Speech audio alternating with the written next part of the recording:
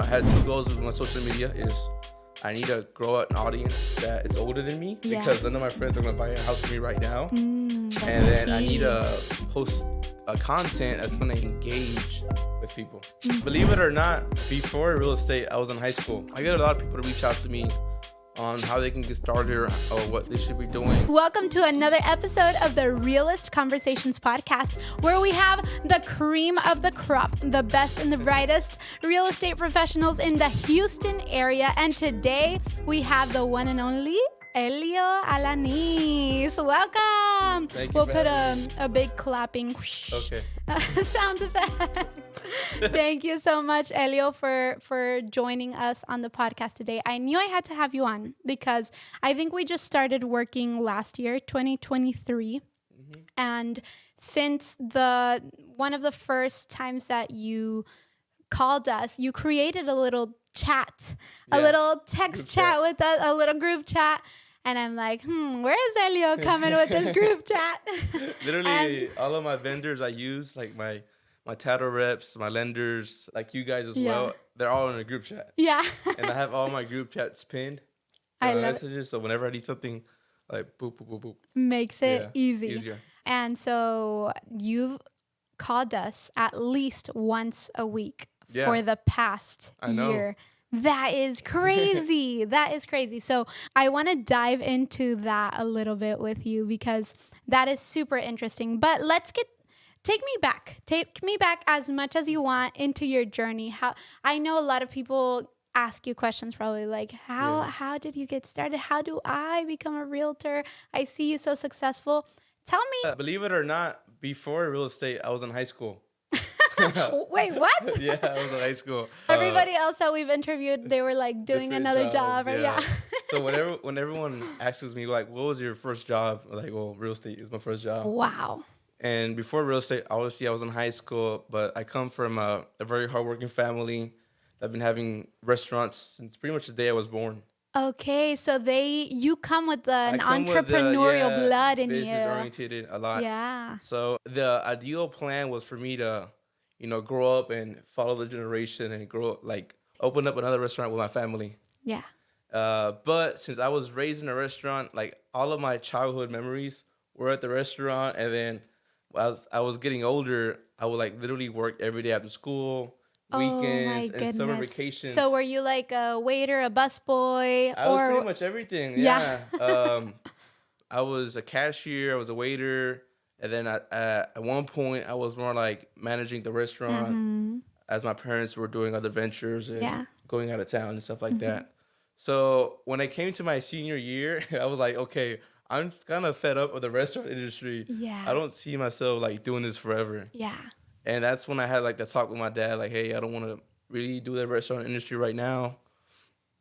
And was that a tough conversation? It was kind of like a tough pill because, they're like raising me and they've been in the restaurant industry. My grandparents been in it. Yeah. So like keeping the legacy going, stuff like that. Yeah. But I mean, my dad understood. So from there, I told my mom, well, I don't want to go to college either. Oh, so it was like two no's. Yeah. And then my parents were like, well, what are you going to do? Yeah, yeah. And then that's when my dad was like, well, I don't want you to work for nobody else. I don't want you to go take a labor job because, we're business oriented. So that's when he threw the idea of getting my real estate license. And the whole idea was, okay, you're going to get your real estate license. You're going to help me buy more properties. You're going to help me open more restaurants. And then from there, you get like a taste of real estate and a bit more of the restaurant industry. Yeah. So like, yeah, sure, let me get it. Oh my goodness. Yeah. I got my license right in 2020. Literally the beginning of the pandemic. So a good time to get your license, right? Good and bad. Most realtors got license. They looked at it, well, I just got licensed. It's 2020. It's COVID. Everything was shut down. There's curfews. There's literally everything you wouldn't want to have starting a career. So it made you stronger. It did make me strong, yeah. It made me know that if I can dominate this market, I can dominate any market thrown at me. Yeah. Wow, that's awesome. That's how I see it. Awesome. Okay, so how old were you? 18. You were 18 years old. I sold my very first house at 18. Oh, I wasn't even legal to drink. By the time I turned 21, I had already sold A bit over 120 homes. Oh my gosh, Elio, that's crazy. Okay, so a big question maybe that people ask, like how in the first place, how did you get that first deal? Yeah, so my very first deal was literally from my sphere, Yeah. from my family members. It was my Mm-hmm. uncle. So I remember when I Okay. first got licensed, I didn't have like a list of people to call. So like, hey, do you want to sell a house, buy a house? And obviously in the COVID pandemic, you didn't really want to call people, or people didn't even want to answer their phone. Yeah. They just wanted like, hey, leave me alone. Yeah. We don't know what's going on. So the only people I could really call was like my family and friends. Mm-hmm. And then I didn't really want to call my friends because they're the same age as me. Mm-hmm. None of them wanted to buy a house or even thinking about that. They were either going to college or already starting another career. Mm-hmm. So I was kind of more depending on calling my family members. Yeah. So it so happened I called one of my uncles, Mm-hmm. and he was like, hey, I'm actually interested in buying a house. Yeah. He was renting for the past 20 plus years. Oh, wow. Yeah. Never thought he could buy a house. That's So amazing. boom. Like within a month of talking to him, I found him a house. Wow, that's incredible. Yeah. So, how did you get started into real estate besides your dad pushing you in that? Like, how did you know what brokerage to choose? Yeah. How did you know what to do to help guide your uncle in those first few Great steps? question. So, getting licensed, to get a license, you can go to any real estate school. There's a big belief that you have to go to college for real estate school, but I mean, there's a lot of schools like Champions or there's another good one. But I went to Champions because I had good reviews. And then I love it. good reviews, right? It was so young. That's awesome. And then from there, one of my buddies that I went to high school, he graduated before me. He was already at a brokerage with Keller Williams. So I kind of reached out to him and helped me out. Okay. And he was like the only friend I had that was in real estate. So I kind of like, okay, well, if he's doing good and he started at this brokerage, I'm gonna just go. And then honestly, Keller Williams has been the only brokerage I've ever interviewed. And then I've been with him since the beginning. Okay, I love it. I love it. There are a lot of Keller Williams out there. There's multiple, yeah. They're all within the same Keller Williams brand. They're just different locations, different staff, and things like that. But I imagine like the core values are the same. All the same core values, yeah. Every time I've been to one specific Keller Williams it's to God, team family, meetings, business, yeah. Yes, and everybody's like, "Oh, hype! Is that how it is at your office?" That's hilarious. Is that what's keeping you there, or maybe not keeping you there, but what? Like, I just feel like it's family. It's very family oriented. Something that I come from is very a bunch of hype. Yeah. Something like a young agent would look for. Okay. And then there's a lot of opportunity. Yeah. Like I spoke on stage with Gary Keller. I'm always crazy. on panels. Oh my gosh. I saw you at the Tom Ferry one. I spoke on Tom Ferry last year too. That's amazing. Okay. So we're gonna go to those in a bit. But let's continue on from there. So you did your first deal, and then you said within your first year you had done. So I did my first deal, and then my second deal was a referral from my uncle. Okay. It was literally one of the neighbors where he used to live at. So I sold him a house. So he had a good experience with you, your great uncle? Experience, yeah. And so did the second family I hope. Yeah. And then from there, I had kind of already started posting on social media, and I've been very consistent since the day I started real estate. So from there, by my second, third sale, I was already getting some clients. Yeah. Reaching out to me through Instagram. And it was just like my work ethic. Same as a restaurant. Treated everyone nice. Took care of them. And then, more people will come to the restaurant. The same way I did in real estate. Did an excellent service, get them the best deal, and then they just came referrals and referrals. Wow. At the same time, I was just kind of blowing it up on social media. Yes, that is key, because they say that referral networking or getting business by referral is the best way, because they already trust you. Yeah. They kind of know you because the person that referred you knows you. And so you're similar to them in different ways. But doing social media is such a brilliant way to keep these people from your sphere at the top of mind, right? Correct. And then they're like, oh, I can refer Elio to my neighbor or to... So tell me, how did you get started with that social media marketing strategy? Like, why did you decide that social media was going to be the way to go? Because did you start cold calling or door knocking or doing any of those things? Honestly, no, I didn't. Well, when I started in the pandemic, I wasn't really taught like the traditional ways of lead generation, which is cold calling, the open houses. Like you couldn't really do open house in COVID. Yeah. Cold calling, I didn't have a list of people. I was so ready in the office that I didn't really know who to reach out to. And then you didn't want to door knock nobody's house. Yeah. Like, people would just Nobody wanted you to no one's knock over the at. door. So all of those lead generation was kind of thrown out the way for me. And the only thing I knew was like social media, because I grew up with social media as MN generation. So I just, I had two goals with my social media. Is I need to grow an audience that it's older than me, because none of my friends are going to buy a house for me right now. And That's then I need key. to post a content that's going to engage with people. So that's literally what I did. I started adding friends and family friends and mutual friends that were a bit older than I was, that was looking to buy a house. Yeah. And then from there, I was just posting every day Yeah. content. And I love the that. great thing about COVID that I took was, no, I couldn't really take a lot of content of resale houses, because most people, if you don't have a pre-approval, you couldn't show their house because of COVID, right? But new construction, as you know, Houston is so big on development. I know. Every new construction door was open to me. Yeah. And I live in an area where there was a grant community, a master plan community, over 16 builders. Oh my So I had goodness. content for day. Yeah. I would change outfits the same day. Yeah. Take pictures, videos. That's amazing. So that's how I got started. And then from there, I didn't really want to go back to open houses or cold calling, because I was like, I kind of enjoy the marketing side of real estate. So I just took it from there. The social media strategy, right? I love that. So a key thing, because people or other realtors see this and they're like, I want to do social media marketing. But one key thing that you said was you identified your audience. Yes. Because just throwing out posts and posting maybe personal things or things about real estate or just random things, it's not gonna work. Yeah, it's really not for everyone, right? Like social media marketing, you shouldn't expect for everyone to reach out to you because your content.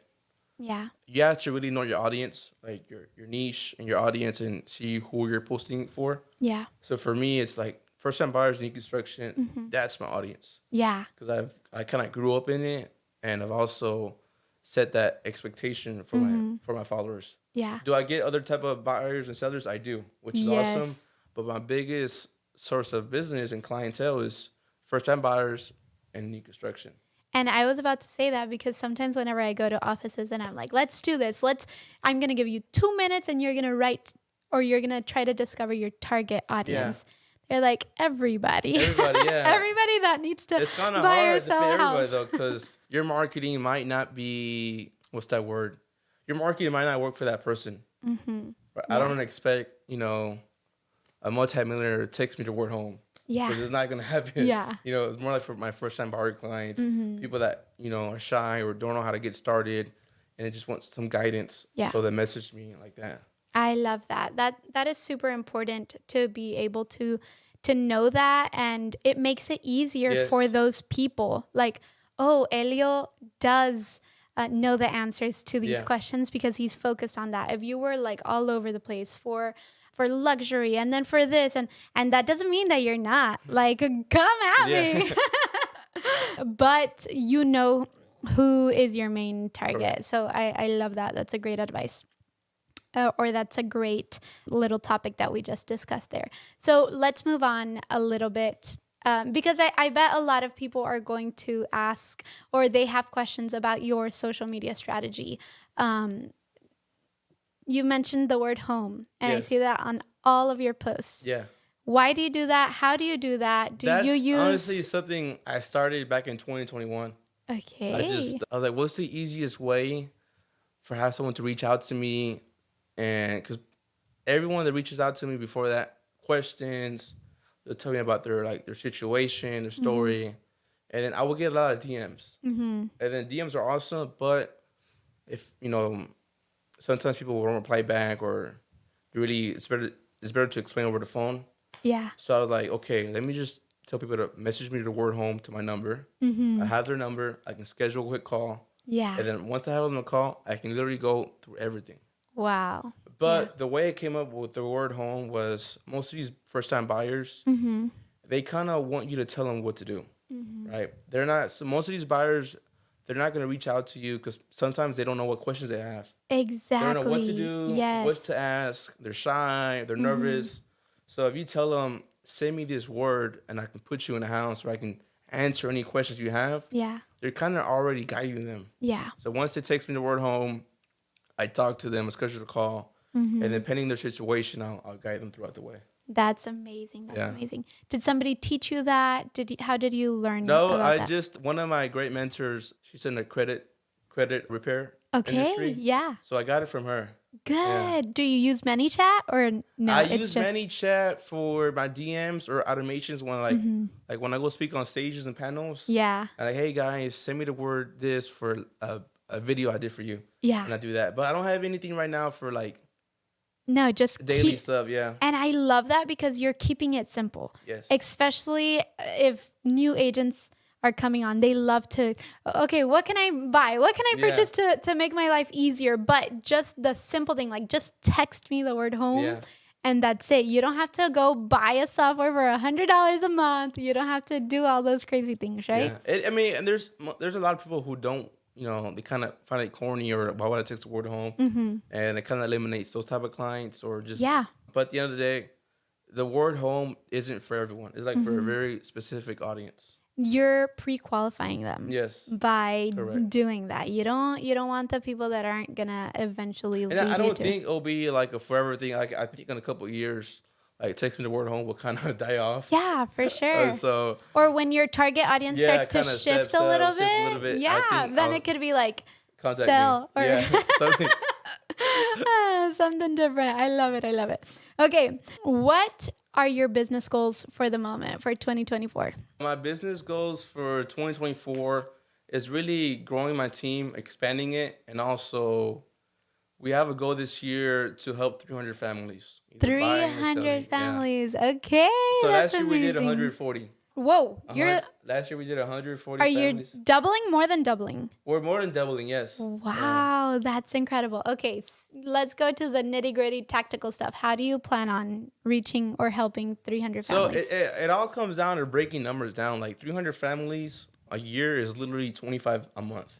Okay. So it's kind of like an average, like 5 to 6 a week. And we have 7 days a week to get one family under contract. Yeah. So that's how I came up with the numbers. Wow. We get so many leads and we get so many people reach out to us that if we can literally help one person for 5 days a week straight. Yeah. Put 25 under contract, we can do it.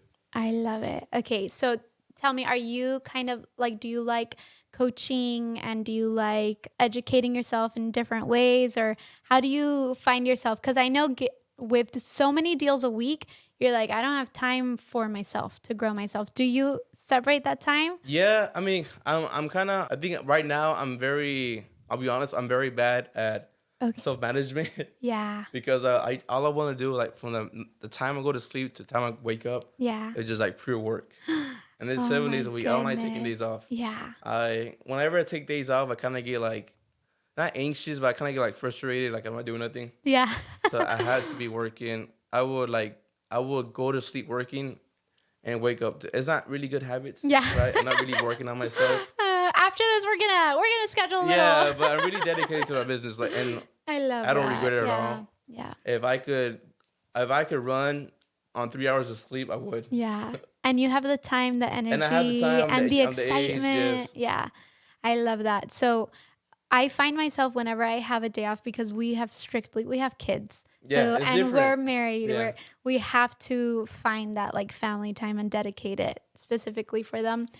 Sometimes I feel like those days, my mind's just like, what can checklist. Like, oh my gosh, I can't, like my mind doesn't sleep either while I'm trying to enjoy family time. So I'm totally right there with you with sleeping. But like when I go out, like all I'm thinking about is like work or business. Yeah. Like when me and my girl go out to eat and she's like, what are you thinking about? And like, I'd rather not tell you because I'm thinking about like deals and my flips, my project, and my numbers.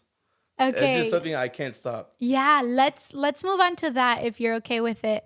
I know doing as much business as you have been doing these last few years, you're getting a lot of money coming in. As a young person, how do you manage that? I've seen you doing it wisely. Yeah. And a few splurges Yeah. here and there. But tell me about investing. Like, where'd you get that from? My father. Your dad. And my dad. He's always pushed me to invest in real estate. Yeah. Everything, like whatever check it comes in my account, my business account, I save a good portion of that. And the other portion, I literally dump it back to the business. Yeah. Reinvest in the business, more videos, more content, systems, and stuff like that. And then with the money I save, I dump it into real estate. Wow, that's incredible. That is amazing. And like just a Rolex here and there. I could have bought this Rolex when I first started, my first 2 commissions, but I've been very disciplined. Good. Oh my gosh, that's amazing. And I'd rather just wait till I have a couple properties where I can have, consistent income and stuff like that. I love that. Discipline is very hard because when you buy these properties, for me, I do a lot of rental properties. So, they will only cash flow a couple $100. Nothing that's like gonna make you like say, wow. And it's kind of, believe it or not, it's kind of boring because like you're working so hard, making all this money to put it in a property just to make you like a couple $100. Yeah. You're like, is that really like you're rewarding yourself? So there was times where like, man, like I really want to just go and flash out and buy everything, but I can't. You have to be very disciplined. Yeah, wow. But one day, sense. the goal is to, 10 years, have enough properties where I can just retire. Yeah, not wait retire, the long game. I'm a workaholic, but be financial free. Yeah, decide like, okay, I'm going to take a break for a month. A month, 2 months. And you can still survive and thrive. Yeah. Yeah, I love that. That is so good. That is so smart. Okay, so let's talk a few deep questions here. What is something from your past that you can laugh about today? Something about my past. Okay, so my very first car, right? Yeah. My dad had bought me a truck for high school, and it was a single cab.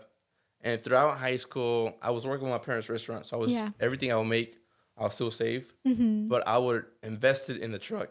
Yeah. Like I would just throw like all my it was my all weekly decked pays. out. Yes, and at some point it had nitrous and Oh a my turbo. gosh, It was like a race truck. Oh, And then when I got my goodness. license, You don't even have your license yet? I know my real estate license. Oh. Yeah, when I got my real estate license, I was like, well, I can't show homes in a turbo truck. Yeah. It was loud as heck. I get like probably 6-7 miles a gallon. That's it was hilarious. Horrible. Oh So my biggest thing was like, I need a car. Mm-hmm. And not only that, it break down from all like the dogging it and racing. So there was one point where my dad had a little car at the house, and I had to learn how to drive standard. Yeah. And then that car didn't have AC because it was just a car in the garage sitting there for years. So I was like, okay, it was summertime too. No. So I was showing homes. I was trying to take content. Oh no. And I would that's get there amazing. like 30 minutes before the appointment because I would be drenched in sweat. Yeah. And my dad You was had like, to change. yeah, my dad was like, well, this is your fault. Yeah. I gave you a card. All the money you have, you threw it away in the car. Wow. So I was like, man. I love it. So I think that's what pushed me a lot because I really wanted to buy a car just for having AC. Yeah. Just to get out. Yeah, I love that. But even then, I see something super valuable in your story. Like now you have an amazing car, right? Tell me about your car. Yeah. So going back to how investing in real estate can be boring. Yeah. That's one of the reasons I got that car because I wasn't feeling rewarded. Yeah. So that's why I bought the 2023 Audi R8. Yeah. It was like my first sports car. And I bought that car because I was like, well, all my money's going to houses, but I'm not spending nothing for me to have fun. You couldn't see it. I couldn't see it. And I'm young, and I was like, I wanted to see something. So I bought that car. I love that. And that's good. Like you suffered with that crazy heat. Yes, I did. It's not like you, on your first deal, you went and you bought this car. You had a tough time in the beginning, and then you're rewarded. Oh, it was 2020. So I learned my lesson. I won't instead of investing into a vehicle, I'd rather just buy a house. Okay, I love it. Hey, that's a past failure that has led to there success. we go. That's the one. I love that. Okay, so what would you tell yourself as a new agent? As a new agent, I wish I would just get out there more. Honestly, just talk to more people, reach out to more people. In what ways? Like on social media or in person, or what? In person. Yeah, in person. So how can somebody do that? How can a new agent do that? I used to decline like going to a lot of events or passing up on just anything I was invited to because I wanted to stay working. But now that I think about it, when I go to a lot of these events, I get a lot of clients. Like I reach out, like not clients, but I talk to a lot of people. I meet a lot of people, and then it might not be like a transaction right there, but later down the road, once they see me on Instagram every single day, they're like, okay, we gotta buy a house. So I wish I'll be out just a bit more. Okay. Throughout my I like that. beginning. More networking. More networking, yeah. I don't really do that much. Yeah. Right now you don't have the time. Well, I'm just busy, and I'm like, well, why would I go network, right? Because that's always the same people, the same stuff, same drinks. Yeah. Because I'd rather just work. You gotta find those like special groups and special events. Whatever you're interested in, or whatever you like doing, go to those type of groups. And that you feel or that you see will bring you a good ROI, right? Correct. Not just any like happy hour or drink, whatever. Okay, to finish off, I wanted to ask you, you got onto Gary Keller, you got onto Tom Ferry. How was that experience? It was amazing. Yeah, it was. The Gary Keller was my favorite one. Oh, both of them my favorite one, but the Gary Keller was my favorite one because it was my first time speaking on the stage that big. It was like 6,000 plus agents. 6,000. And it was Elio. Wow. At how old? I think I was 21. 21. I was 21. Wow, that's incredible. And it was like, wow, I can share my story in front of everyone and enlighten so many new agents, young agents. Yeah. Because that's what I wanted to do. I wanted to show everyone that it is possible. Yeah. Such a young age. So that was very cool.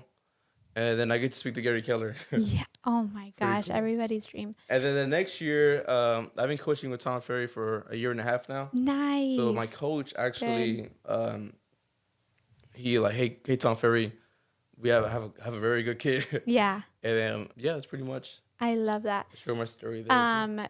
To finish it off. Not to finish it off. I have like two more things because I don't want to finish it with this. But what do you tell people that give you pushback? Have you received pushback like, oh, you're too young or? No, I never. I mean, I received pushback like beginning my career, but I'm lucky to have a beard. Oh, okay. So my beard doesn't make me look as young as I am. Yeah, for sure. A lot of people don't think I'm 22. 22? Okay, I was thinking 24. I'm 22. 22. Yeah. Okay, nice. So, nice. Yeah, it definitely makes 22. You look older. You're like, you have the spirit of a 50-year-old. I'm an old person. Like right now, I'll be home laid up. Yeah. Like computer. That is awesome. Okay, so no pushback. I love that. No pushback. Maybe some people, anybody asks you like your experience here and there. Yeah. But you just have to know how to answer it correctly. Having a good brokerage or like a good team behind you can help you answer that question. Yeah. Okay, I love that. So let's finish off with some fun questions because we got too serious in here. We got too tactical with all the strategies. So our wide camera died, but it's okay. Our main angles are still good. Okay, so these are icebreaker questions, which I was supposed to ask at the beginning. I always forget, but let's do it now. Okay, coffee or soda? I don't like coffee. Okay. Is green matcha considered coffee? I guess. Over soda. From Starbucks matcha. That's hilarious. Okay, beach or mountain vacation? Beach. Beach. Yeah. Okay. Cruise or plane? I've never been on a cruise. Oh, me either. So. Plane. Okay, plane. Yeah. Okay, New York or Colorado? I've never been to New York, but I've been to Colorado. Okay. Yeah. Did you like Colorado? Yeah, it's pretty fun. Did you go in the winter or the summer? I went in December. In December? Yeah. Okay. So did you go skiing? I tried to go skiing. Failed? I did like somebody cut wheels. Yeah. It was horrible. That's terrible. No, I didn't went skiing. I went snowboarding. Snowboarding. Oh my gosh. Okay. We love going in the summer because we go whitewater rafting. No, whitewater rafting. I don't know what it is. Okay. It's like in the white waters in the yellow wraps. Yeah, it's crazy. It's super fun. So you should try it out. Give yourself a week of vacation or 2 days and try it out. It's fun. Do you like that adrenaline? I do. Yeah. You'll love it. Okay, I think those are all the questions that come to my mind. What is something that you want to leave the people? Maybe it could be agents, it could be buyers. Give us some last words. Yeah, for agents, I get a lot of people to reach out to me on how they can get started or what they should be doing. And honestly, it's finding out, like, what do they enjoy doing? It's not like what works for me or what works for you. It's what do you enjoy doing, if it's marketing or it's going networking or open houses. Yeah. Finding what you're good at and enjoying doing, and then give it like a business twist. So that's like my biggest advice to any agent. Okay. Just because, I'm posting every day on Instagram, telling people to reach out to me, doesn't mean that you'll enjoy it. Because I've seen people cold call and they enjoy the heck out of it. Yeah. And I did it like for an hour, and I was like, this is like boring. Like, it's this is torturous. Yeah, I don't like it. So it really depends on the person. So that's what I would say for my agents. And then for any client, buyer, or seller, reaching out to a true professional like myself that has a good experience. Experience does matter in this market. That can help you and has the right resources, the people behind them.